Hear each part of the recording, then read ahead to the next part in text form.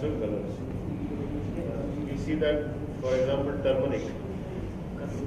The world over is fighting for the patent. Curcumin coming out of turmeric. Yeah, but curcumin as such, in lot of categories are not allowed to be. No, the scientific panel has been considering this, whether to allow natural colors as opposed to synthetic colors. So that probably they seem to be agreeing. You have natural colors, for example, this turmeric that you mentioned. But the problem, sir, we don't have anything to determine whether 10% fruit juice is added in the food drink or not. And by doing this Honest declaration is not there, unfortunately. देखिए बहुत सारी चीजें जो regulatory mechanism में जो problems create करती हैं, it's out of misuse. तो जैसे हम कलर अलाउ कर देंगे, if we allow color to tomato sauce, then there will be no tomato sauce. It will be only maida paste with the color and flavor. Pumpkin mini, that starch, modified starch. Now the technology has become very advanced. इतनी अच्छा, I have quoted the example of some multinational companies started trying to bring tomato, extracting all that tomato extracting all that material, right material is tomato soluble solids out of that and bringing the seed and to our country. Busa. So we are being should be allow it. India should be a dumping ground. We are paying price. So it is very difficult for people to ask also. I have a question and a suggestion, small suggestion. The question first. It is coming from, again, the product approval, whose responsibility is product approval. For example, if we talk about a product which is just intermediate, for example, the end product is energy drink. Now, if there is a manufacturer of energy drink, he is approaching a small blender for blending a few vitamins and stimulants and some sweeteners and give it together to him for further processing. Then would it be responsibility of that blender or the ultimate vendor who's launching the product in the market for going for product approval? That's my question. We were present in our product approval meeting was held on last Monday, Tuesday. We had a team from Hyderabad. He was present in that meeting. No, I was not present. I am from Delhi. Unfortunately, that question is replied back. If you are from Delhi, why don't you drop in and talk to Sandhya on this? Then he will get it. Anyway, if this was addressed in that meeting, why don't you explain this, Dr. Gua? Actually, we have addressed the issue that the ingredients manufacturers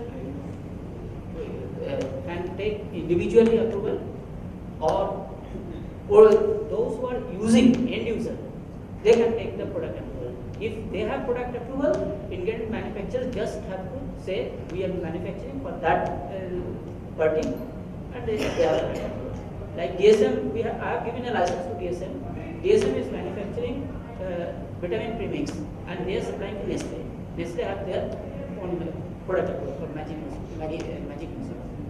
So for the finished product user, if they have product approval, you can manufacture on behalf, but you should have agreement for that. So now shedding light on this particular subject.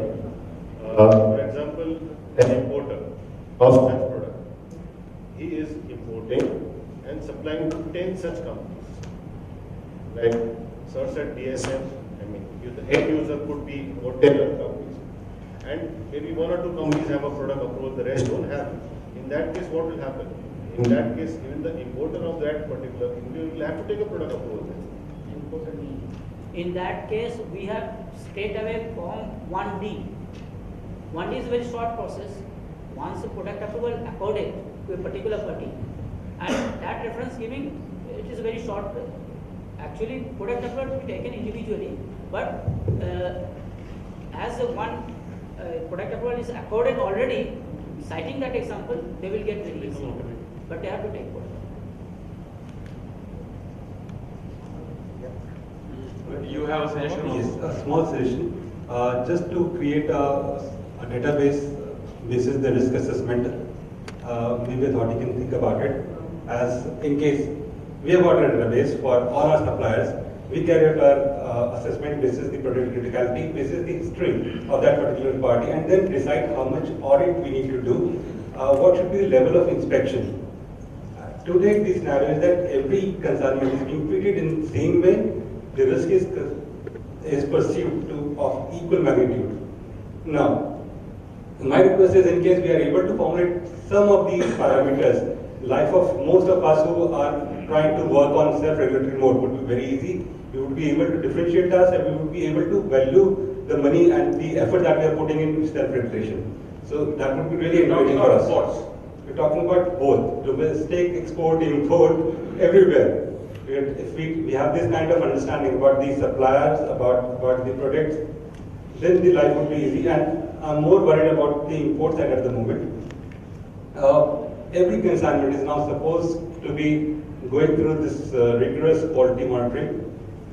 Immaterial of the quantity of the product, even if I'm importing 1 drum of apple puree, that would be going for testing. Now, aseptic product sample, a sample from aseptic product, how is it possible to draw that sample?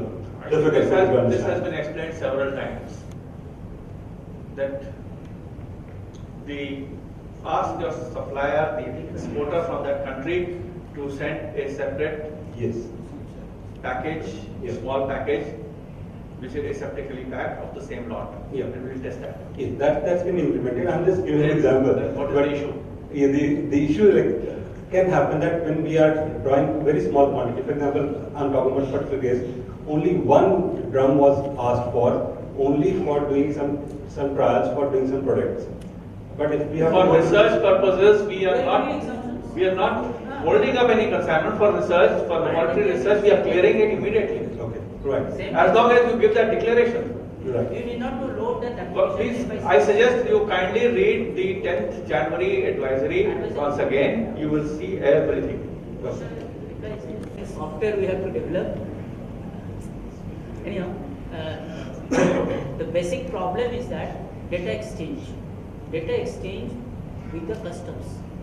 Ultimately, whole world traffic goods movement is controlled by the customs department throughout all the countries.